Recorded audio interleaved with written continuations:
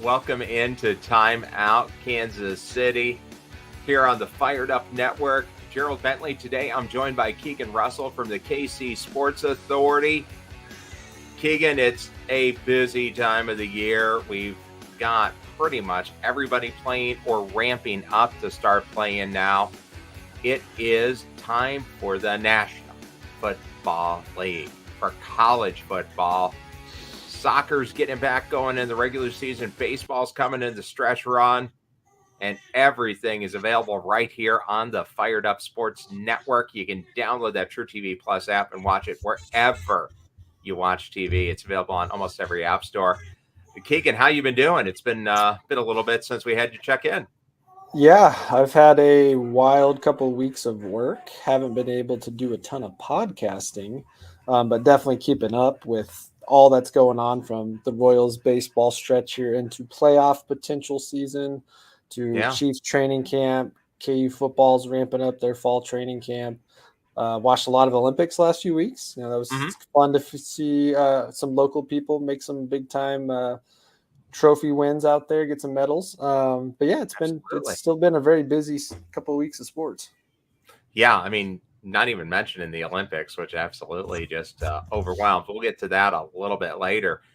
Big story that came out today: for the first time ever in Kansas City area college football, all three major area teams, KU, K-State, and MU, are ranked in the preseason top 25, and they went in order: MU, K-State, KU. That's pretty impressive. I don't think we thought that was going to happen after Missouri left to go to the SEC, and honestly, after KU went to a death spiral. Yeah, I don't think the odds of all three happening at the same time are pretty slim. I haven't done the research to figure out the last time that's happened. I can think back to 2007. Yeah, never. Okay, because 2007, 2008, you had KU and Mizzou both in there, but I don't think K-State was top 25 at the time. Yeah, it's exciting for all fan bases there. Yeah, that was the Ron Prince era of K-State, so it wasn't a fond era to look back at. Yeah. And yeah, I mean, they're all there, and they all seem to have pieces in place to continue being good, which is something that even during that glory days of the Mark Mangino, Gary Pinkel era with KU seemed to be kind of on the razor's edge, because Mangino, as much as you like him, man, I mean, the guy just didn't seem to be put together to be a good long-term answer as a head coach. Just a little bit combustible. Yeah, I think if you ask a lot of fans here, though, we were pretty ticked off. Like I was one. I don't want to get into the details of why he was fired, and he was a tough coach. He was hard on guys. He may have pushed guys too far, but he put together a group of players that were not that highly skilled or recruited and turned them into winners relatively quickly, and then was immediately shown the door, and thus the 12 years of turmoil in Lawrence, which of course we're well past that now. Lance Leipold has done a very quick turnaround, probably one of the quickest turnarounds in college football. To now have a team that a couple of years ago had 0 wins and this year is potentially playing for a college football playoff spot. Yeah, I mean, they can definitely get there, because you have possibly a Big 12 that's much better situated for a long run of stability now. But you take away the big bad wolves, if you will, with Texas and Oklahoma out of there. KU has every chance to be the premier program in the Big 12 now, don't they? I think they definitely have the opportunity. I mean, just from a recruiting standpoint, the last couple of years since Leipold's got here, not only has he hit the transfer portal pretty hard with some top guys and some guys that were highly ranked recruits at other programs that just didn't have a spot there, they're also getting their own high school recruits starting to pick up. So I think we're on the up and up for sure. The loss of Texas and Oklahoma, those are two really talented programs that have been doing it for year in and year out. So yes, the Big 12 should be open for grabs the next couple of years, and I think both KU and K-State are certainly primed for that. and then maybe, speaking of prime, maybe Colorado out there once they start developing their program. But yeah, KU should be in a position to be back towards the top of Big 12 standings for the next couple of years and be a program that's not just a basketball school, a school that you can expect to be up there to win a Big 12 championship in football now too. Yeah, because they're going to have everything. I mean, this year is going to be a little bit weird. They're going to play their out-of-conference games at Children's Mercy Park in Kansas City, Kansas, at the Legends Sporting Stadium. Then the conference games are going to be played at GEHA Field at Arrowhead. So going to be a little bit, still going to be a strong home field advantage, but not on campus. I think actually it is Children's Mercy will be great. Yeah, I think that one's gonna be fun because it's gonna be so close right there that the atmosphere will be insane. I think Arrowhead's the one that you just don't know what it's going to be. Is it going to be 40,000 fans? Is it going to be a full stadium? I'm sure the Chiefs are going to have a little bit of influence in getting fans there. But, back at the early part of the spring, we talked to Devin Neal on our podcast, KU running back, and we were talking about what's it like, going to be playing your senior season away from Lawrence. And he goes, man, it kind of sucks that we don't get to play here. But we're going to be in two different stadiums close to home, so it's still going to feel like a great environment. And he kind of said, hey, it doesn't matter what football field we're playing on. We've got the talent to go out there and win. So, yeah, I think KU is going to be looking forward to those matchups. I think the KU-Iowa State game is one I have circled as the one I'm most worried about from a fan attendance perspective because Iowa State travels so well. But Devin said one of his ones he's got circled, of course, is that KU-Colorado game there at the end of the year. And then the first game at Children's Mercy, just to get out there and get back in the pads. But yeah, quick shout out though, if you guys want to check out that episode, it's back on our YouTube page. I'll maybe send you a link. Great interview with Devin Neal. So pumped to have him come on, and I think he's going to have a fantastic senior season with the potential to knock out a couple record books. Yeah, I mean, he's definitely got that ability, and hopefully we're going to have Jalen Daniels able to showcase his ability and light it up on the field, because last year never got healthy. I mean, you had Jason being there, which helped a lot, but now we really need to see if you're looking for KU to match the expectations. You need Jalen Daniels to have a big year. Yeah, that back's going to be a question all year from fans, but I think not just KU fans, but college football as a whole knows that if Jalen's healthy and that back holds up, KU's got one of the most dynamic offenses in the country, despite losing their offensive coordinator in the offseason.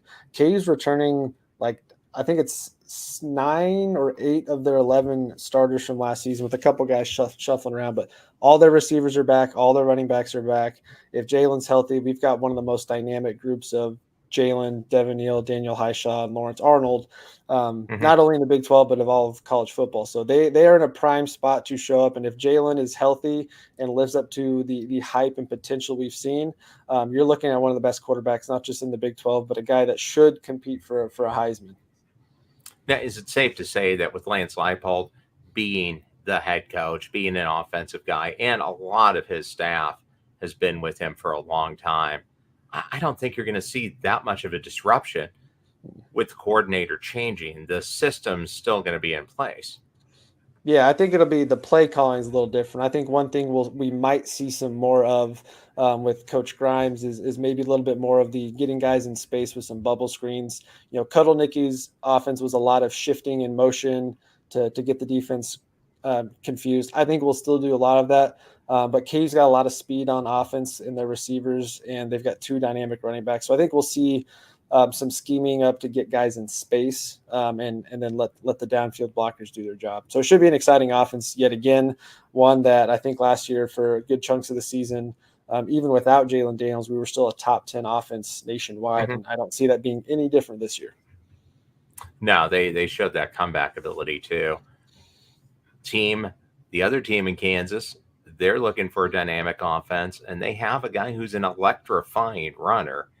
Avery Johnson, he can pass the ball too. How do you feel about Avery stepping in? He is going to be the starting quarterback. He's the man. Previous quarterback, he's starting for the Ohio State University now. Yeah, there's a lot of hype surrounding Avery Johnson, and rightfully so. He's a tremendous athlete, good size for a quarterback as far as height. But I think what worries me is with his running style. Is he gonna be able to take the hits? He's relatively light. He's under 200 pounds. Is that going to bode well in a full Big 12 season? He obviously didn't play a ton last year, but in sparks and spurts, we saw how talented he is.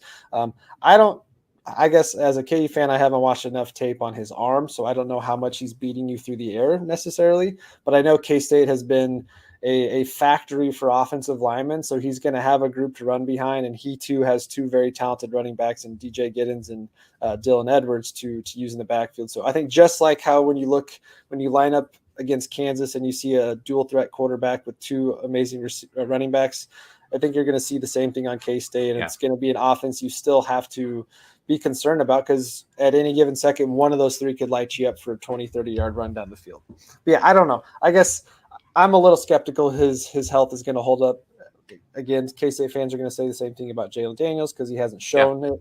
But I think the same thing can be said about Avery Johnson. Tremendous talent, tremendous athlete. But is that body going to hold up in the gauntlet of a Big 12 schedule? Now, like Kansas, they don't have the toughest Big 12 schedule this year. Both schools kind of lucked out a little bit there, but it's still Big 12 football. He's going to get hit a lot more this year, and he's going to be the primary focus of most opposing defenses. Oh, absolutely. He can gun the ball. I mean, he is a legitimate passing. He does have a can. He has a can. I've seen videos of that arm. We just haven't seen it. I mean, again, I think his statistics were decent last year in the short amount of play, but how much of the offense is going to be structured around him throwing the ball versus running the ball? I think that's the question. Yeah, no, absolutely. And especially you got Chris Kleinman as the head coach, who is a run first coach. I mean, he just is. Even with Will Howard, who's now going to be playing for Ohio State and is by anyone's definition a pass first quarterback, Will Howard ran the ball a lot. And supposedly Will Howard, I saw a report this morning that he ran 22 miles per hour in a practice session. So at 6'4", 240, he's got some speed. So maybe we'll see him run the ball even more this year. But yeah, Avery Johnson, he's going to be a tremendous talent. He's going to be fun to watch. KU fans are going to hate seeing him though the next couple of years. I'll tell you that. Oh yeah. Well, the difference between Avery Johnson running and Will Howard running, Avery Johnson has that evasiveness. He has the ability to move, to make guys miss. Will Howard goes straight. Yeah. Which is fine if there's no but it doesn't work quite as well. He's like a running back out there. He's got the skill set of a running back with the ability to throw the ball. Yeah, Will Howard runs more like Alex Smith. Yeah, I was thinking like I'm going to go. Yeah, I was liking it to some of the other day. We're talking about like Ben Roethlisberger. Just hike the ball, go. And now Ben wasn't a running quarterback, but when he did run, you just run forward, use your size advantage to push over. He's not a Josh Allen. Go as far as you can and then stop. Now, a quarterback whose skills are more in here than they are, physically, Brady Cook. Starting for MU, he has a couple of great wide receivers showcased by and headlined by Luther Burden.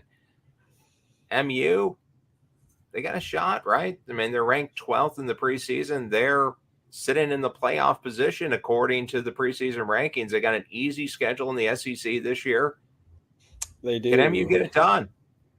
They're just like KU and K-State. I mean, again, all three of these schools are in a prime position this year to let the schedule play to their advantage. I think that also is going to put some pressure on all three schools to showcase what they can do. But yeah, Missouri's got an excellent shot. They've got probably the most dynamic threat at wide receiver in college football this year, possibly top three at least. Yeah. But they don't have the heaviest gauntlet of a schedule. They get to open up big or SEC play with Vanderbilt. They get Oklahoma at home. And I think they have Auburn at home too, but I don't believe they have Alabama or Georgia or even Texas this year. I'm going to pull their schedule up while we're talking. But yeah, they are going to be dynamic. Brady Cook, I don't know. I mean, again, I'm not a Missouri guy, of course, but Brady Cook is one of those guys that, I think it definitely really helped him that he got playing time his sophomore year, even though it wasn't a ton. But he's shown steady improvement year after year. And I think he's going to be a guy that's also primed for a big year. I don't know if he's quite necessarily a Heisman candidate yet. I think he's got potential for sure if Missouri can run the gauntlet. But yeah, they're sitting as a top 12 team to enter the year. with the way the college football playoff is set up, I think they could get in without even winning the SEC, as long as there may be a one-loss team. But they also have a good shot at making the SEC championship, and maybe they pull off a stunner late in the year. Well, and I think they're going to start out on a real up note. Like you said, they open SEC play against Vanderbilt. Okay, that's a win. They open the season on Thursday night football, August 29th. They're taking on the Murray State Racers. Okay, that's a win. Who? Murray State out of Tennessee from the Ohio Valley Conference. The juggernaut in football. I guess they do have Texas A&M. They're at Texas A&M and at Alabama. I read that wrong. But kind of like South Carolina opening up the season against Old Dominion, and Mississippi State opening up the season against the East Kentucky University, and Alabama taking on that juggernaut of football, the Western Kentucky Hilltoppers. So the SEC, they don't mess around. They only 65-point spread week 1. That's probably what's going to happen. Yeah, but I think you're seeing what MU wanted when they went to the SEC. Hey, we're going to talent it up, and you win 10 games in the SEC, you're good. I mean, you're going to a high-level bowl game, and if a game or two goes your way, you're a national title contention because you're on the door already if you have a winning record in the SEC. Mm-hmm. And I think something that's gone unsaid and really is just now bubbling up, the SEC isn't the domination that it used to be. I mean, it just isn't. Because you got teams that have consistently been bad. And South Carolina, Arkansas, they're not good. Vanderbilt, except for a couple of years when James Franklin was there, they're horrendous. So it's not a murderer's row anymore. The SEC, they don't feel quite as deep as they're not as deep as years past. I mean, they still got they got some juggernauts out there, but sure. But you got Georgia. As long as they're not driving, they're solid. Driving a little bit of an issue. The team fight song is Sammy Hagar's "I Can't Drive 55." So they got their challenges. Alabama, you got new coaches after a historic run by Nick Saban.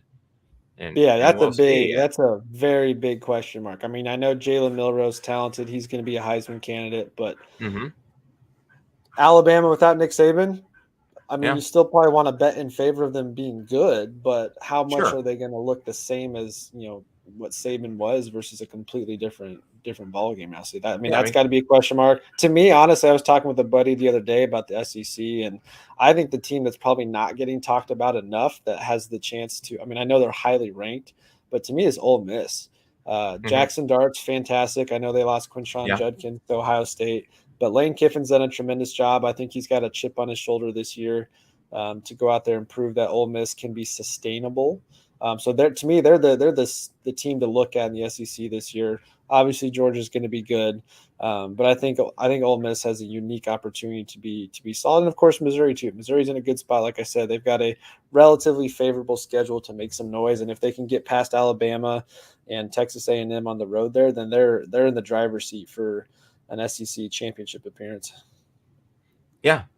How do you feel about Kalen DeBoer at Alabama? Do you think he can? I mean, they still got talent. So I think coaching aside, if you've got some of the best players in the country, more times than not, talent can get you far. But I think everyone's going to be analyzing the first 3 games of the year. How many points do they score? What's the spread? How do they look?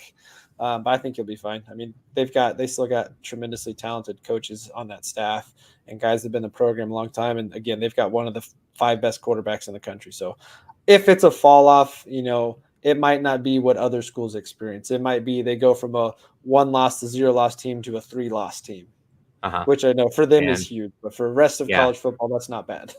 You can do it one time. Yeah. I think Alabama is just like Ohio State and Texas. You're allowed to lose 3 games once. Yeah. Then you're fired. So the pressure's on from the second you say, yes, I want that job. Just ask Ryan Day. I mean, Ryan Day, if Ohio State doesn't have a huge year and pummel Michigan. Ryan Day is probably gone. Yeah, especially with USC and UCLA, Oregon coming in. I mean, Oregon's got the Heisman favorite with Dylan Gabriel. But, Ohio State brings over Chip Kelly in the offseason as offensive coordinator, which I thought was kind of you don't see that often where a head coach of a premier program steps down, goes to down on his own volition. Bigger he had to know school, something was coming. Better program, but to a lesser position. They're in a unique spot. Michigan without Harbaugh now has the making of a crash and burn immediately. They're still very talented, have plenty of great guys, but this should be, Ohio State's year. Those fan bases like to talk about it's their year every year. This is the year Ohio State needs to be in the college football playoff finals or semifinals at least to make a statement. Because if you let USC, Oregon, and some of these teams come in and they're making a dent in the Big 25 or whatever they are now, then that's not good for him. So yeah, all the pressure on Ryan Day. He's probably been on the hot seat for a couple of years now, especially with as talented of a teams as they've had. And I think there's going to be a lot of people looking at Will Howard there too. The former K-State quarterback. Can he go up to a bigger program and compete at an even higher level? Because not that he had bad numbers at all last year, but he's not the typical star-studded quarterback that we've seen out of Ohio State. So I'm interested to see what they look like. I think they're going to run the ball a ton. They still have some talented receivers, but they're going to run the ball a lot with Judkins up there. But yeah, he's got a lot of pressure to perform. Yeah, he's not Fields or Stroud, that's for sure. So yeah, it's going to be really interesting. Let's seg over to the Kansas City Chiefs. Training camp wraps up basically tomorrow, and you got exhibition game number 2, preseason game 2, coming up at GEHA Field at Arrowhead Saturday at 3. The Detroit Lions coming in, a rematch kind of the opening of last season. It's a rematch, except the game doesn't really matter. It doesn't really matter, yeah. Yeah, what do you want to see from the limited time the starters are in there against the Lions? Honestly, I don't think I care enough to need to see much other than health. Obviously, we lose Marquise Brown last game, and he could miss the first 2 to 4 games of the season or longer. That's obviously a big gut punch. Maybe some of these the 3 through 7 wide receivers, can a guy like Justin Ross find a way to let his talent showcase itself with Kadarius Toney always being hurt? But who's going to step up? Rashee Rice is probably going to be the wide receiver 1 of sorts now with Hollywood Brown out. Absolutely. But I think offensively, maybe outside of that, it's just Jared Wiley. I think fans want to see, can Jared Wiley step in and be the tight end 2 right away, and can Kingsley lock down that offensive tackle spot on the left side? It seems like Kingsley already did lock it down because they got him out of there after the first series, and they looked good the first series. But I don't know, with Hollywood Brown out, Tyreek Hill came back from the same injury in 4 weeks, but Tyreek Hill a lot more heavily muscled than Hollywood Brown, so it makes sense he would come back faster. Hopefully he's back for week 2. But do you feel like you're good with Rashee Rice, Xavier Worthy, Justin Watson, McCall Hardman as your top 4 receivers? My gut says yes, because we've seen what Mahomes did in the Super Bowl with nobody. And when I say nobody, I mean like guys that are literally not on an active roster or expected to make an active roster this year outside of Justin Watson. So, yeah, you got Patrick Mahomes, Andy Reid, Travis Kelce, and a nice piece with Isaiah Pacheco. I don't think you're concerned as much. I think what will be frustrating is you won't be able to open up the field like you maybe had hoped. We know Xavier Worthy is a guy that is prone to be dinged up here and there. So if he also, busts his ankle a little bit early on, now you're going, okay, can Rashee Rice handle the load like he did down the stretch last year? Can Justin Watson take a bigger role? Is it McCole Hardman getting back in the swing of things? So I think there's a little bit of a concern factor, but we know, in all honesty, if we're really talking about the Chiefs, the regular season doesn't matter. Last year it was gloom and doom after that Raiders loss, and then we finish the season and go win the Super Bowl. So I don't think it's that much of a concern. What I will be concerned with, and I don't think this is going to happen, but wouldn't it be so Roger Goodell and NFL to then come out with the Rashee Rice suspension the next week or two, and it also is the first 2-3 games of the season, Yeah, and so now you're missing two guys. I don't think it's going to happen, I but think he's that good would till be next season. yeah, that would be very NFL like to put the Chiefs in that position. But yeah, I think they're Mm-hmm. going to be okay. They do have some interesting receivers in that 3, 4, 5, 6, 7 spot. It's funny, last year going to training camp, it was, man, how are they going to keep 7 receivers? And it turned out 6 of them were garbage for the most part. And then this year, same thing. Kadarius Toney can't stay healthy. Is he going to play? Sky Moore, is he on the bubble right now as far as making the team or not? Can Justin Ross push himself ahead of those guys? Nico Remigio, who's probably going to make the team as a special teams guy, can he see the field? And of course, fans want to know that first round pick we spent on Xavier Worthy, can he plug in and make an impact immediately? And I think that's my biggest question is, can Xavier Worthy as a first round pick make an immediate impact? We saw Rashee Rice as a second round pick make an impact down the stretch. It took him a little while to get going until everybody realized he's the only one capable of making plays. Yeah. So can Xavier Worthy step in immediately and do that? I think that's what Chiefs fans care the most about. Well, and Xavier Worthy is the bigger question, right? Because Hollywood Brown's on a 1-year prove-it contract. Worthy, you spent and you traded up a first-round pick. He needs to be able to play. Yeah. Because you can't pay the stars what the Chiefs are paying the stars and not cash in on a first-round pick. That'll end up hurting if he doesn't. Absolutely. Yeah. Yeah. My concern level is not that high right now. No, fair enough. The thing that jumped out at me with the first preseason game is beyond, once the starters and the second string have their 2 series, the rest doesn't really matter. But the kickoffs, God, we looked horrible at it. Thankfully, not just bad. us. It's gonna be. I think it's gonna be a thing around the NFL the first couple of weeks to get adjusted to. But yeah, not great. That I can picture. I'm watching it in my head right now. Him breaking like 8 tackles up the middle there. That's definitely a problem. But again, preseason, not a huge concern. Dave Toub's probably one of the best special teams coaches in the league, and he's got a good crew there. I think what'll be interesting though is just to see the strategy of do teams adjust how they're going to kick? Do we want it to get into the landing zone, or is it just, hey, we're better off, let you start at the 30? Once somebody was talking about it today that the average starting position last year was the 29-yard line. So what's one more yard? Just start and go.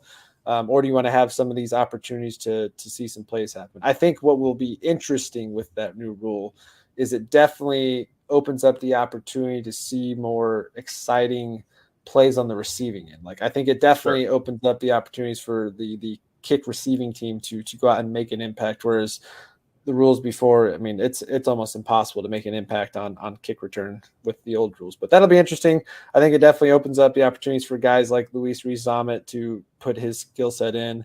But yeah, it'll be fun to watch how teams strategize in. Is it going to be a guy like Justin Reed every once in a while out there as an extra tackler? I don't know. Maybe it's Chris Jones. We saw him kick a field goal in practice this morning, and it was terrible, but he made it. But yeah, I think that'll be interesting to watch. But not again one that, since it's preseason, let's get all these hiccups out of the way now. Again, I don't think I'm concerned there. It didn't look good though. Yeah, no, it was horrendous. Final Chiefs question: are you a Steelhead? Are you excited about Carson Steele? So Carson Steele, that picture going around of him holding the alligator, honestly, what stood out the most to me, other than him holding the alligator, is his freaking thighs right above his knee. I mean, those things are massive.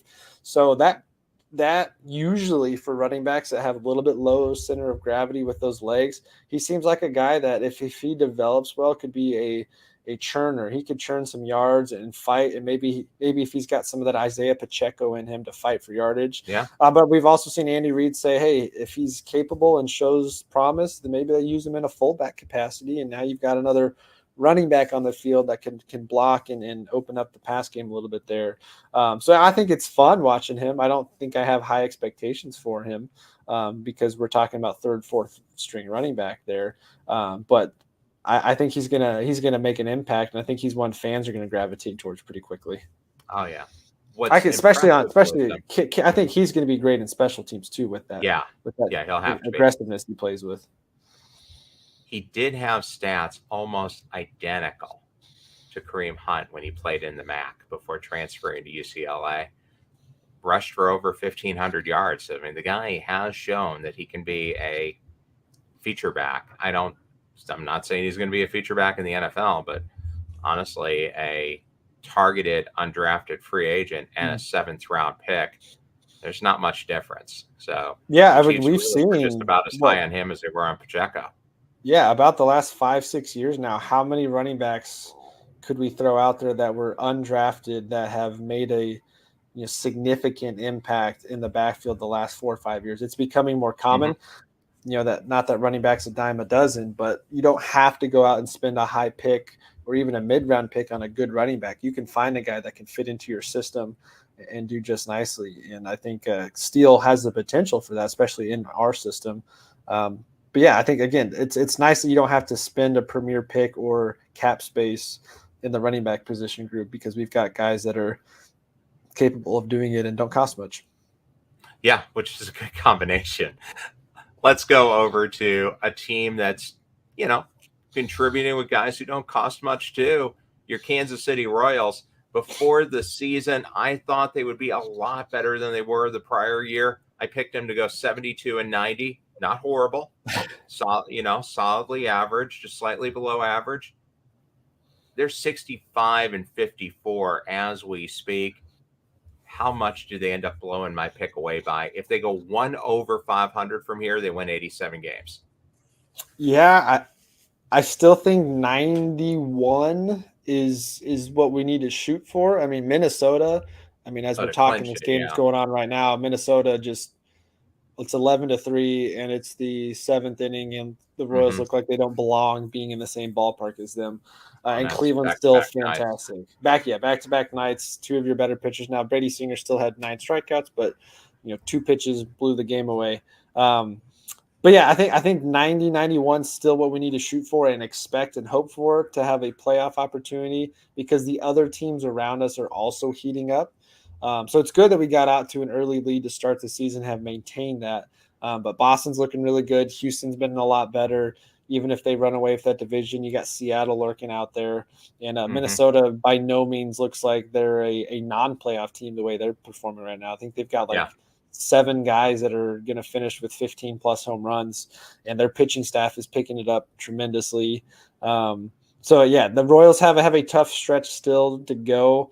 I still think they're perfectly capable of making a playoff run and sticking in the playoffs, but you can't get your best pitchers can't go out there and get blasted the way they have the last couple of games. Now, do you think, and I just had the graphic up there, do you think that Brady Singer, Seth Lugo, are they just running out of gas? Because, we're looking at the bulk of our starting staff has already blown through or will blow through in the next week their career high in innings pitched. Cole Reagans, Brady Singer, Seth Lugo, you don't think of it, he's a veteran, but he was a reliever all the way up until last year. They've all flown by their career high in innings. The only guys who haven't really, Michael Wacha and the new addition, Michael Lorenzen. Yeah. At some point, it's that definitely may a concern factor. I think more so with Lugo than Singer.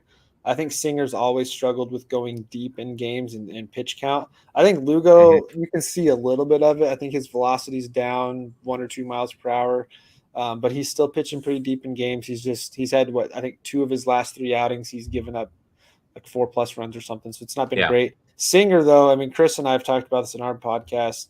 Singer just can't get lefties out right now. Just for whatever reason, he cannot locate the right spots against lefties. Like you look at last night, I think he gave up 5 runs off those 2 homers, and they were both left-hand batters. So we're talking 2 pitches, just not in the right spot. Those 2 pitches, a little bit different spot. Maybe it's a swing and a miss, and it's not 5-6 runs you gave up.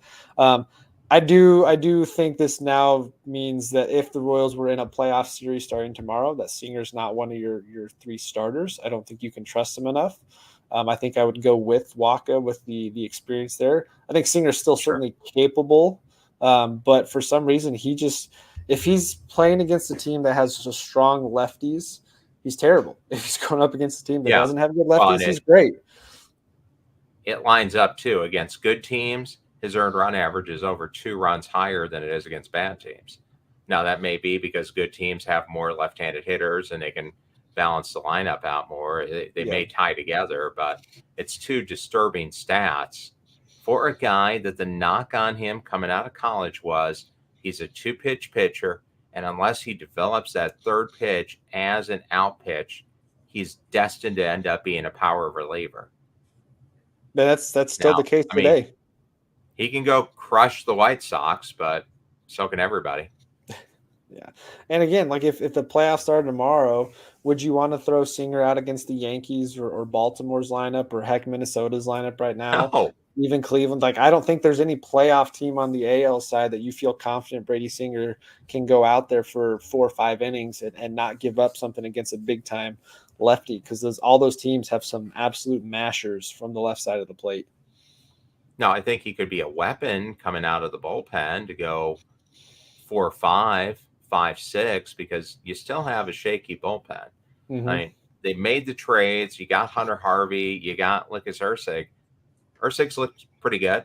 Harvey laid up with back spasms. I was at the game when he walked out, and it didn't look good. He went like 2 batters, and then, hey, I'm out of here. And, back spasms and pitching, that's not a good combination. So nope. And back spasms typically come back later. Mm-hmm. Yeah. Bullpen's still been frustrating. Schreiber's on the IL, hopefully back next week. Harvey's on the IL. There's not a lot of guys you look in that pen and you really can rely on. Sam Long's probably one of the most confident guys you have right now, and he's still had his moments. Serpa's really struggled the last couple weeks. Yeah. Stratton is unplayable, if you ask me, unless the game is out of hand. Chris Bubich has been fine. He's been okay. Yeah. He's probably been your next most consistent guy in the bullpen. But, yeah, I think that's going to be a problem coming down the stretch here. It makes me wonder if a guy like Alec Marsh, if he's looking decent, does he come back up and then they either go to the 6-man rotation, or is that a Singer Marsh to the bullpen and Lorenzen becomes your 5th spot? I don't know. I think the Royals still want to keep Singer as a starter because it helps his value if he's going to get moved. Yeah.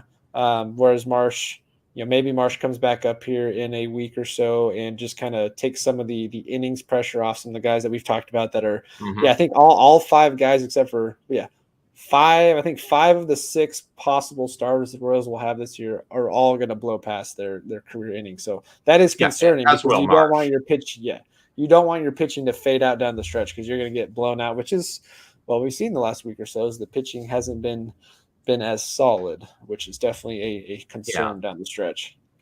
But you know what? I mean, hey, I'm not going to hammer him because, like I said, I picked him to go 72-90. If they get the 500 record right now, rest of the way, you win 87 games. They get to 87 games. That's a massive win. It's one of the best season-to-season turnarounds in Major League Baseball history. That's a 31-win improvement. I think the record is 34, 37. You win 31 more games than the previous year. Hey, you won. Yeah, you still got to be happy with that. You're set up for the future. So let's not be revisionist. I'm happy with what the Royals have done. I'm somewhat amazed. I didn't see this coming. Yeah. So I think the frustration though comes, I think in sports nowadays, people are so much into, I need to see it now. Like I'm not going to be patient. I can't wait. So if you give me a taste of what it can be, I expect that to be now moving forward. So I think that's where some of it comes in. There's still, if you listen to Vern's post game, you still get after a bad loss, Royals fans are calling it and then the next night it's, hey, great win, the boys are back in it. And guys, that's why there's 162 games. You're not going to play every night. Sometimes you're going to get beat up, but can you respond the next day? And I think just with the impressive play they've had this year from 4, 5, 6 guys on the roster, the expectations jumped quickly. At the beginning of the year was, can this team win 65 games? We'll be happy with that. Just show improvement and then compete next year. And then it was, oh my gosh, this team's capable of potentially winning 85 to 90 games.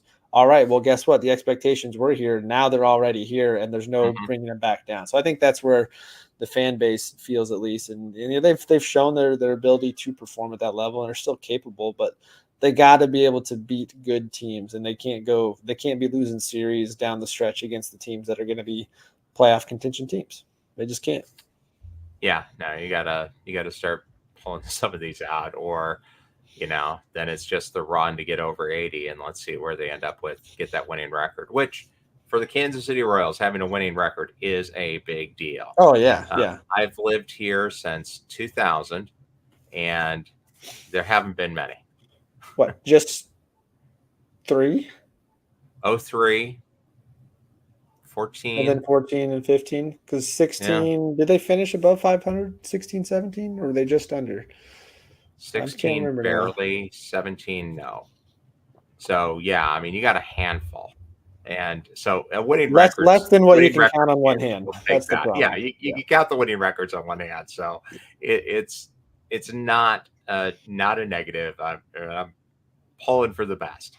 I'll be happy with a winning record if they get to the playoffs. Awesome.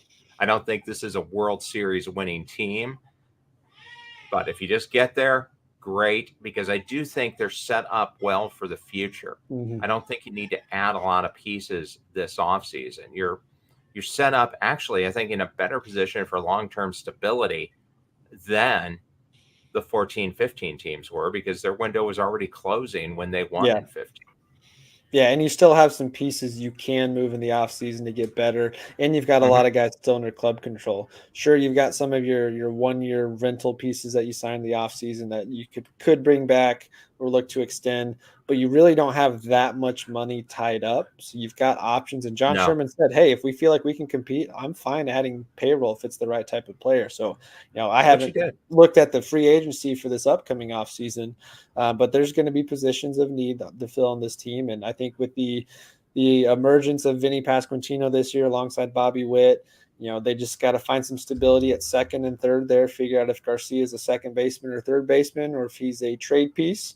Obviously, they got to get better in the outfield in the offseason with what Mhm. they've had. But the fact that we're still sitting here complaining that they're 10 games above 500 coming down the Yeah, that stretch they're sputtering. shows you how spoiled fans get when you start winning. So winning obviously cures all, but this team's probably still ahead of schedule from where they expected to be, or at least to Oh the God, yeah. general public. I know they in the clubhouse probably thought this is right where they should be, but to the public and the fan base, they're still ahead of schedule. So can't be upset too much. Obviously, they have gaps in the team that we're seeing with the way some of these games are going, but.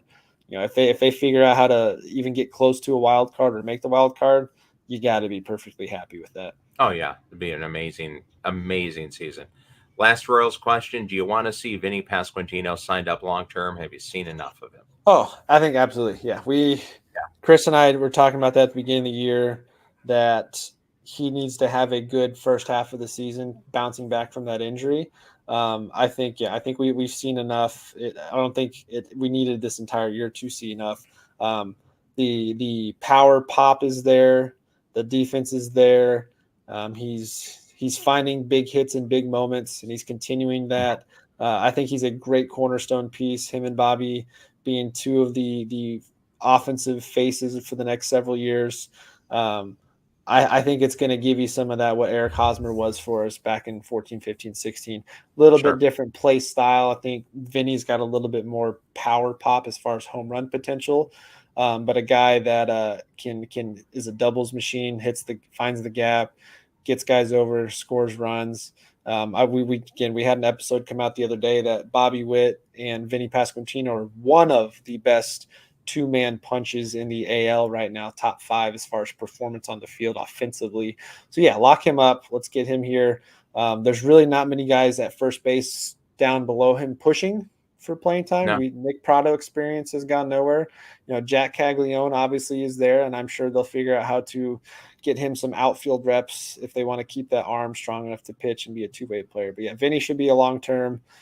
Really, as I look at it right now, those are the only two guys, him and Bobby, that I would be confident locking up for 5, 6+ years. Yeah, because I'd say Michael Massey, but you need to see him healthy. Again, yeah, another guy that can't get out of a sore back.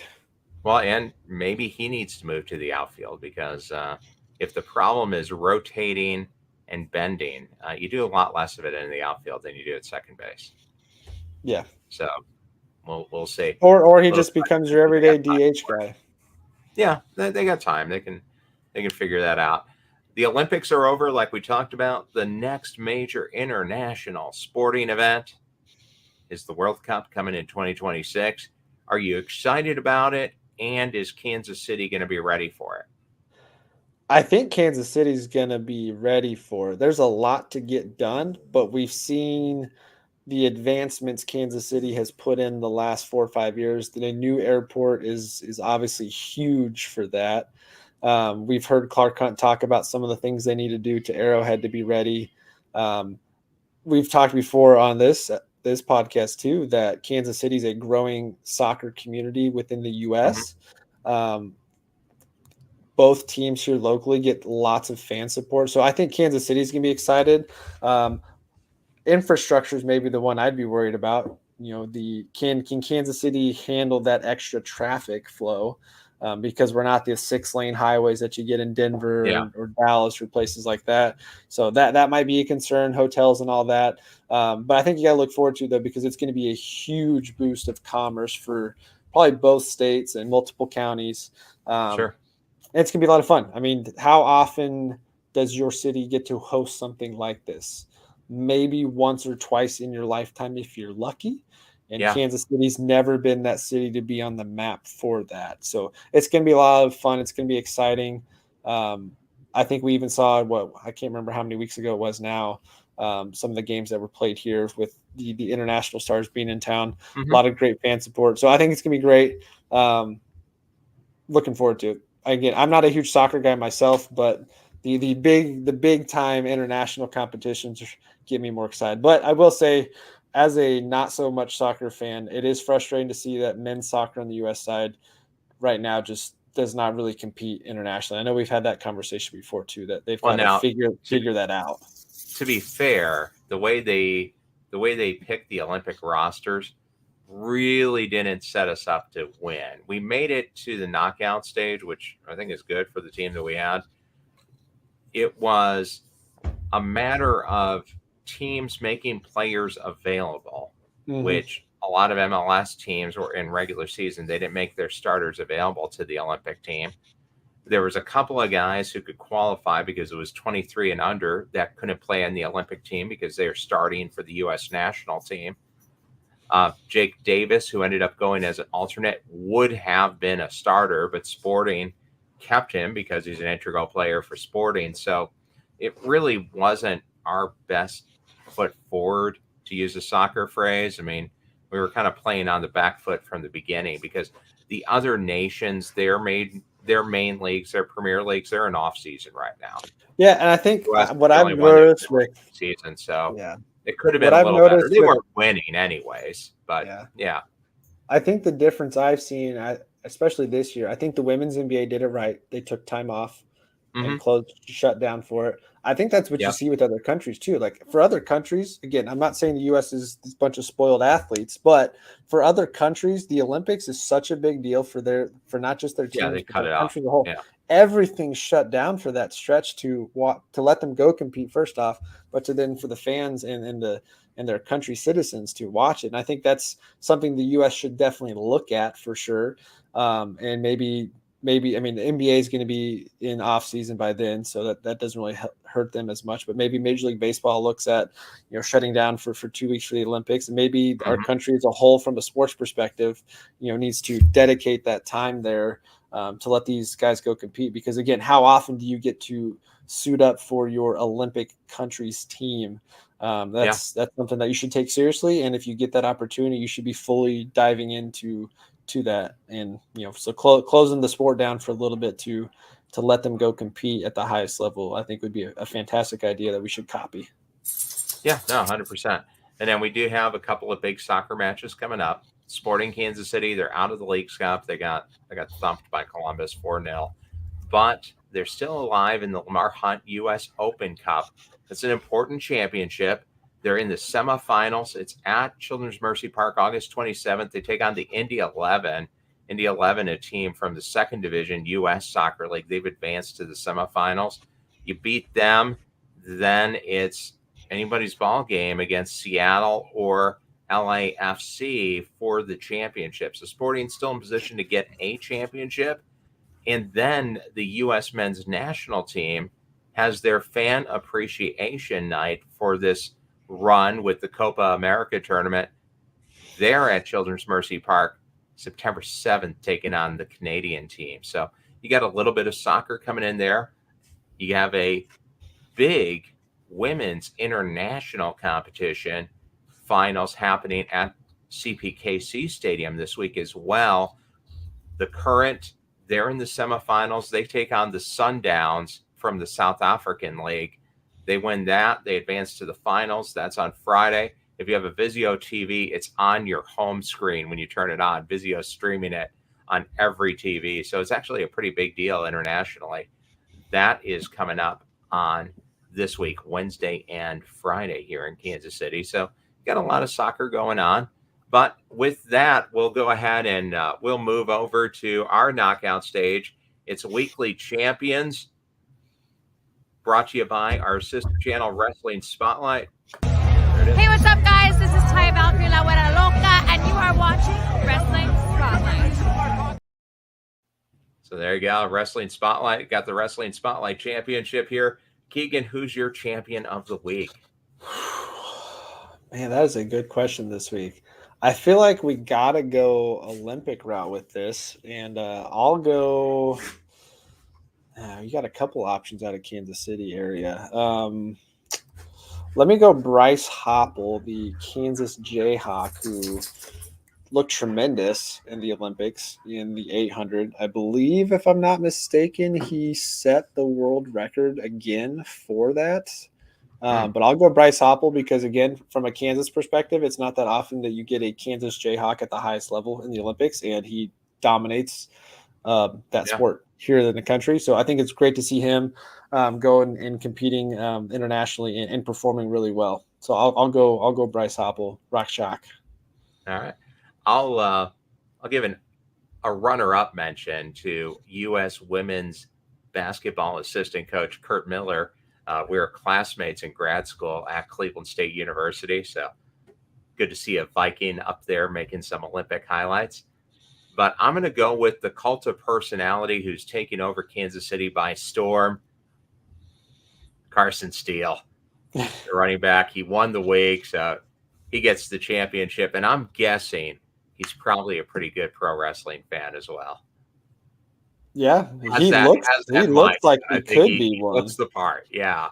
Looks like he could step out there and go compete. If he's out there wrestling alligators and crocodiles, I'm sure he can hold up just fine. I think he can do it. Yeah, we may be seeing him eventually with LA Knight. Yeah. But hey, we'll go ahead and wrap it up here. You can stay tuned to the Fired Up Network for more sports and entertainment. Download that True TV Plus app. You can also see us on Carbon TV and Sports TV. And before we go, Keegan, where can people find the KC Sports Authority? Yep, you can find us also over on YouTube. Just search KC Sports Authority or at KCSA Pod. Any of our social media, same thing, at KCSA Pod. We've got a lot of college football stuff coming up, fantasy football, some sports betting over the next couple of weeks as we get into college football in the NFL season. We'll still be talking baseball down the stretch, and then, of course, getting ready for KU basketball season. So still a lot on our end. I think next couple of weeks it's going to be the bigger topics, getting into fantasy football and getting you prepped for your season there to hopefully go out and win some leagues. Sure. Yeah, it doesn't stop. The sports world just keeps rolling on. And so does Fired Up Network. Stay tuned for more right here. For Keegan Russell, I'm Gerald Bentley. Thanks for watching us here on TimeOut KC.